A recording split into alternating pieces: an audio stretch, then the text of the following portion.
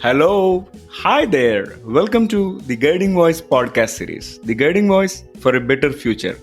This podcast is to help students, IT employees, and entrepreneurs to shape their careers. Dear listeners, in every episode, we interact with industry experts, or leaders, or academicians, or coaches across the globe to drive some insightful conversations that will help our audience learn great things. Also, we share an interesting trivia or fun fact about the IT world or technology towards the end. Thank you for tuning in. This is Naveen and I'm with my co-host Sudhakar. So folks, many a times we keep thinking whether should I get into a job or should I start my own venture? And always people think that the grass is greener on the other side. So today we are going to discuss a topic which is about entrepreneurship versus job. Is the grass really greener on the other side? So let us hear Karthik's insights. Welcome Karthik to our show.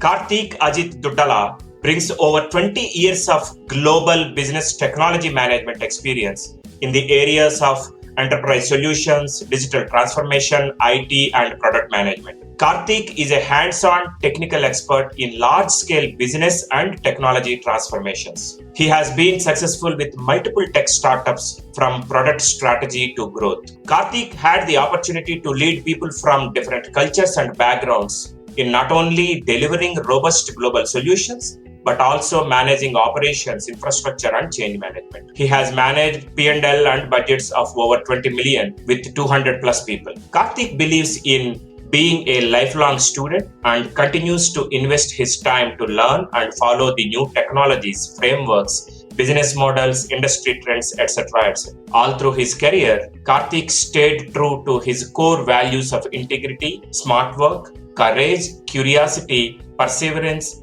adaptability, and agility. He says these are the values that are core to his success. Karthik, welcome to our show. Thank you, Naveen and Sudhakar. It's a pleasure being here. And I must say, TGV in a very short time and 76 episodes in, I think you guys are really doing a great job and sharing the kind of information and knowledge that is truly missing in the market or the industry. And I hope there are a lot of people who get benefit from this. Thank you, Karthik. With the kind support from patrons and guests like you, we are getting the required traction from the industry as well. Really appreciate you taking time for us today. Thank you. So Karthik, can we talk a bit about your career journey, how you started and how you ended up with these startups? Well, career journey, as with any 15-year-old in Hyderabad during the early 90s, there were only two choices, right? Engineering or medicine. So even though I come from a family of 3 generations of doctors, I had to be the black sheep. So I chose engineering as opposed to medicine. And that kind of started my journey down the route of technology and engineering and everything else. And as I went through that journey of stories and stuff, I realized that I'm a technologist at heart, but also a businessman in the head. So I think like a businessman, but I love being part of that technology journey and the technology story, which is what has brought me to where I am today, which is keeping that big picture in mind while driving technology-based innovations and transformations. I started my journey in the US with large MNCs like Motorola, etc. With my career has been sprinkled with 2 big stints at 2 large MNCs like Motorola and GE. And also the other stories have predominantly been around early stage startups, about 4 different early stage startups that I've been a part of. Some of them worked out, some of them didn't. That's kind of what brought me here. And giving that mix of a journey, I also stepped on and got on to my own entrepreneurial journey for the last 3.5 years. That's a great summary of the best of both worlds, I would say, Karthik. Working for large MNCs like Motorola and GE and the smaller startups. So what made you choose to start your own entrepreneurial journey, though you had a lucrative, corporate career? To be brutally honest, and to the topic of today's discussion, grass, you always look at the grass being greener on the other side. And of course, there was always that itch of saying, because of the way I think, as I was telling you earlier, I think like a businessman. So I have that idea and concept and interest. More importantly, the interest of saying how a business functions. What does it take to grow a business? What does it take to manage a business, to keep it sustainable, etc.?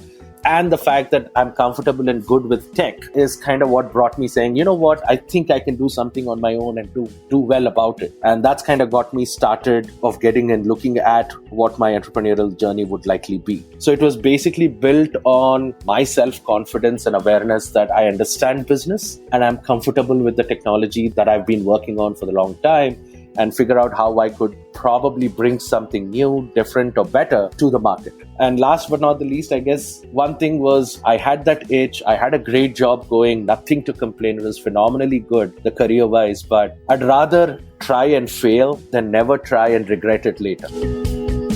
Karthik, now that you have experienced both the corporate job and your own venture, which one is more rewarding for you? Can you share some insights?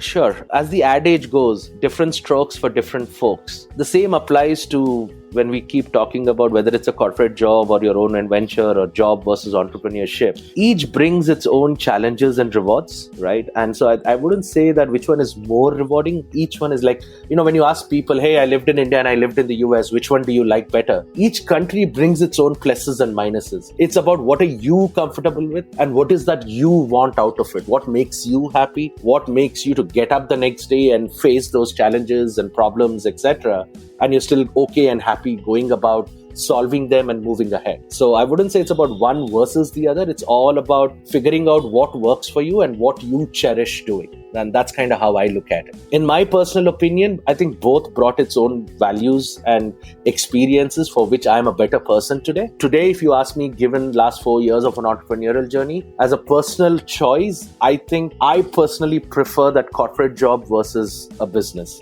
And mind you, this is not because I did not do well at the business. As a matter of fact, I had a successful exit. I sold my business last year in the midst of the whole pandemic and everything else.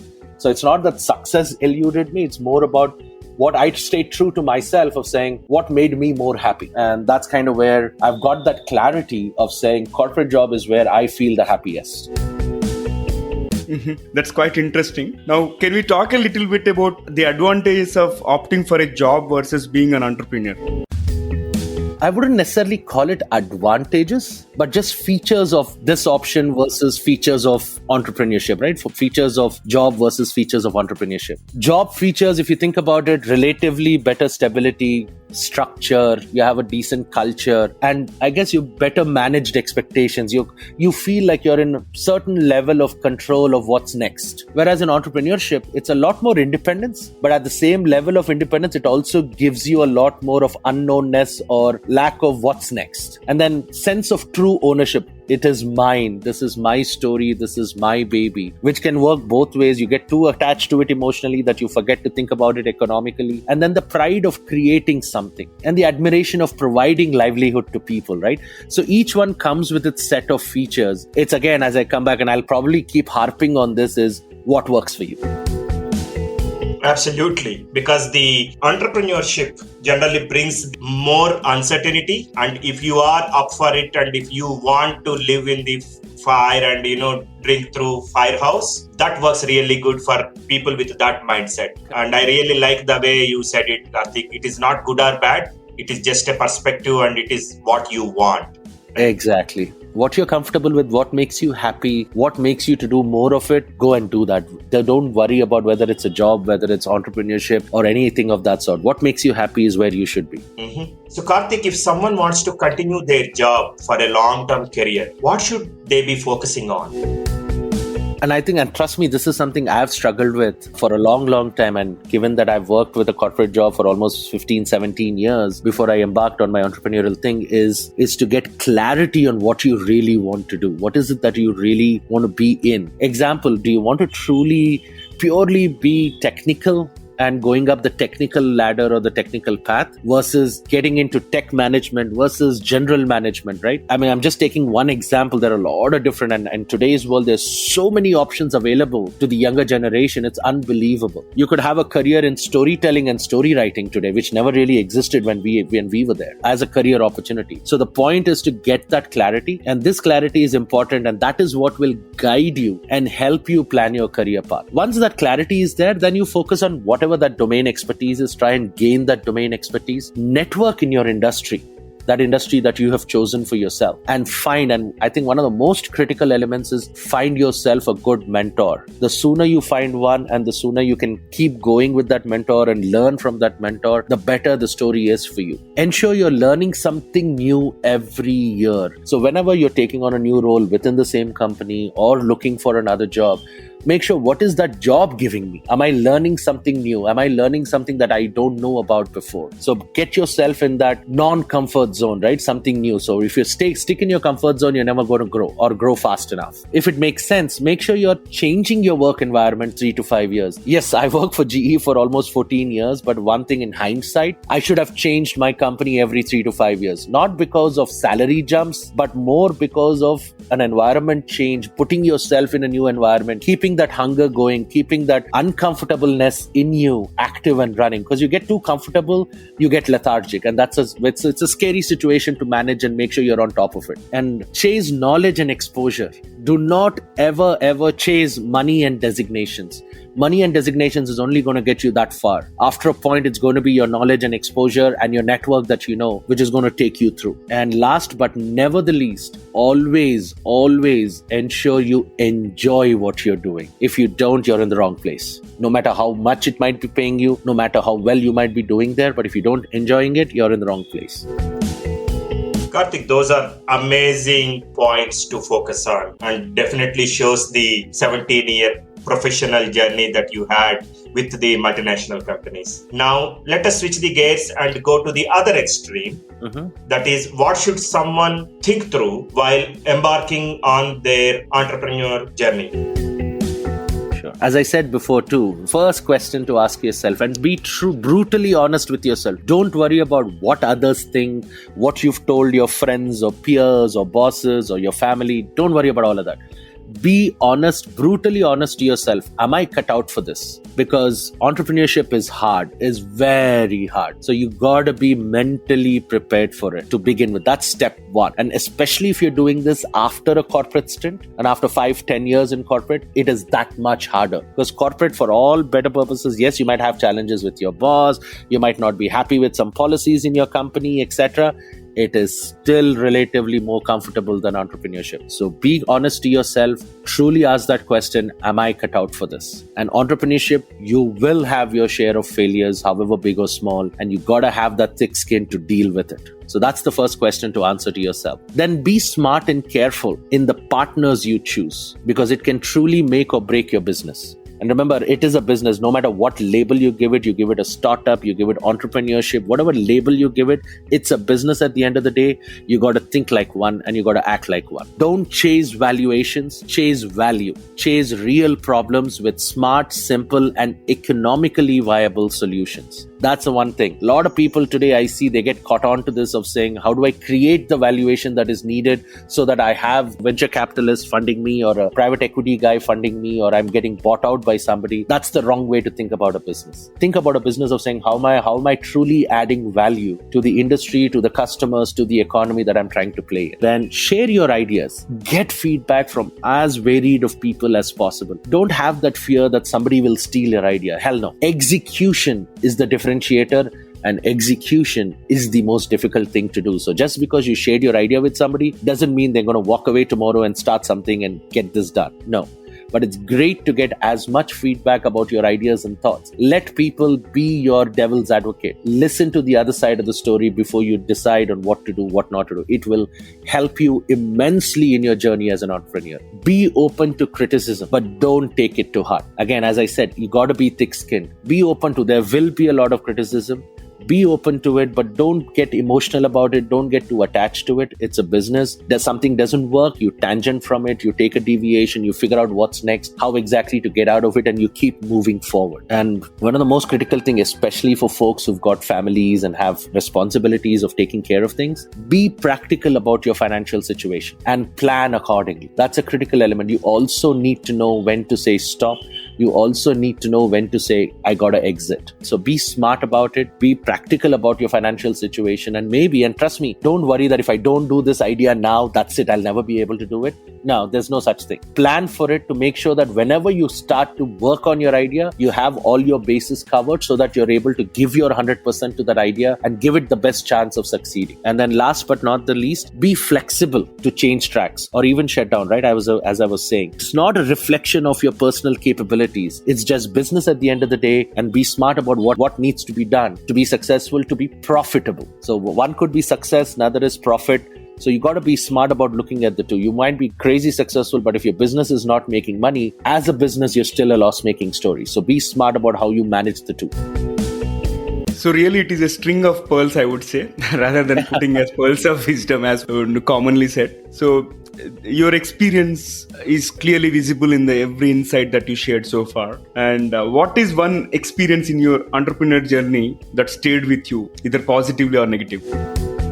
See, whether entrepreneur or a job, being a leader at work, I think the biggest thing everyone needs to realize is people are the center of everything. And I think it's even more the story when you're doing your own business, when you're starting your own entrepreneurship initiative. It is always the people. Make sure that you get the right people on your side. Make sure that you respect those people the right way. Make sure that you give those people the right kind of opportunities for them to be successful. If they are successful, so will you. And I think it's true for both sides. Mm-hmm. Yep, absolutely concur with you. And Karthik, what is your favorite book and what you like most about it? Many over the years, but the one that I'm right now tied to is a book called No Rules Rules by Reed Hastings, who's the co-founder of Netflix. And the reason I like that book the most is it talks about culture. It talks about the culture that it takes to truly drive the kind of innovation, to truly drive the kind of risks that are required to be taken and to be successful in. So it's almost like the reason also, if you look at the title, No Rules, Rules.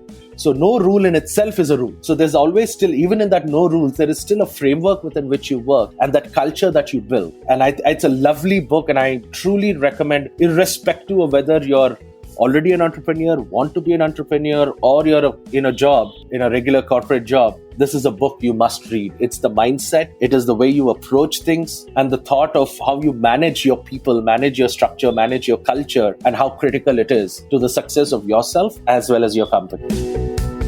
Karthik, this has been a phenomenal discussion so far. One final question for this session. What is your one piece of advice to those aspiring to make big in their careers?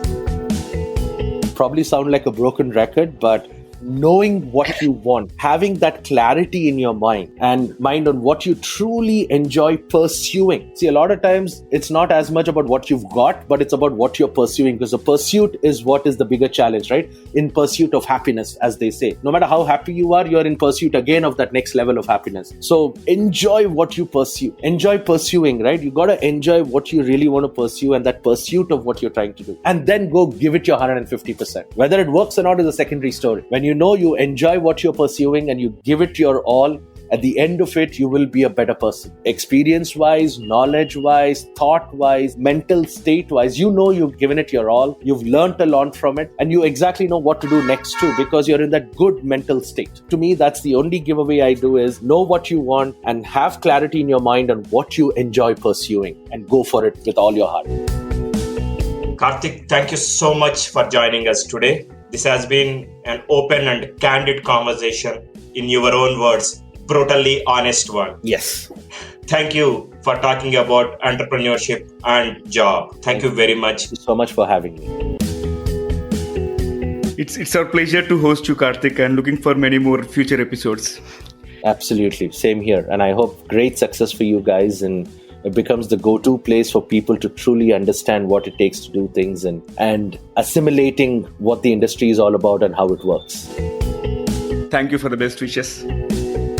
Dear listeners, to know more about our speaker and the content, refer to the show notes and visit or follow us on social media. We are available on LinkedIn, Facebook, Insta, Twitter, Pinterest, and also on YouTube. Just search for The Guiding Voice and then follow, like, subscribe to us, and also share within your network. In addition, please feel free to email us at The Guiding Voice for You. That is TheGuidingVoice 4 as a digit, U as a letter at gmail.com, or WhatsApp us on India number 94 94987187. That is India number 94987187, and we will be happy to collaborate with you. Hey Sudhakar, can you talk about the exciting opportunity of featuring our audience on this show? Sure, Naveen. So guys, of late, we have been receiving a lot of career guidance related questions from our regular listeners through YouTube, LinkedIn comments, WhatsApp and email. And we are responding to them on one-on-one basis. Now, we are pleased to open up a new mode of interacting with you all while providing a chance to broadcast yourself. If you have any questions related to education, career guidance, or a specific IT function, just send your voice message through speakpipe.com/theguidingvoice. We will play your question in your own voice along with the answer either from us or our expert panel in our future episodes. Hope you will utilize this wonderful opportunity. Alright, so it brings us to the trivia segment of today's episode. And today's trivia is about search engine. And when I say search engine, probably Google might be popping in your mind, or Yahoo might be popping in your mind, or Bing. But my question is, do you know when was the first search engine created and what was it? Alright, you may start thinking, but I'm sure nobody can guess this answer, so let me reveal it. It was in 1990, a search engine named Archie was created, and it was the first ever search engine. So interesting, isn't it? Thank you for listening. There is more in store, folks. Stay tuned. Take care, be safe, have a wonderful time.